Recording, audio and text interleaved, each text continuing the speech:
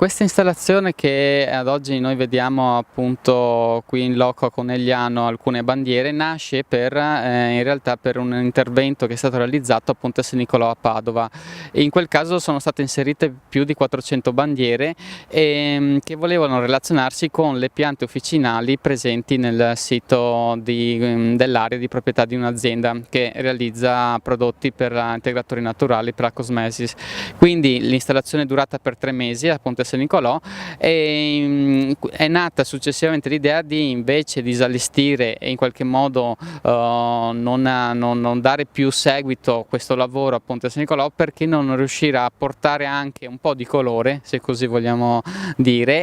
in questa comunità di recupero per i ragazzi. Quindi l'idea era quella di renderli parte attiva, quindi mi hanno aiutato a fine luglio a installare queste bandiere,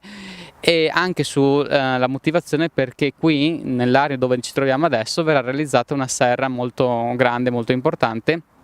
tra la fine di quest'anno e l'inizio del 2018, quindi l'idea era quella di rendere parte attiva i giovani e al tempo stesso riuscire a comunicare alla cittadinanza qui limitrofa quello che verrà realizzato qui, quindi una serra per la produzione di ortaggi biologici dove i ragazzi poi potranno essere in qualche modo attivi da questo punto di vista, quindi anche la comunità e il lavoro associato appunto al recupero dei ragazzi. Quindi questa è stata un po' l'idea. Innanzitutto l'arte è il mio lavoro e al tempo stesso anche il mio hobby, e secondo me, almeno spero che quando sono venuto qualche mese addietro a lavorare con i ragazzi, l'opportunità di raccontare quello che faccio e riuscire a coinvolgerli anche fattivamente nel inserire, anche se era una cosa semplice, queste bandiere,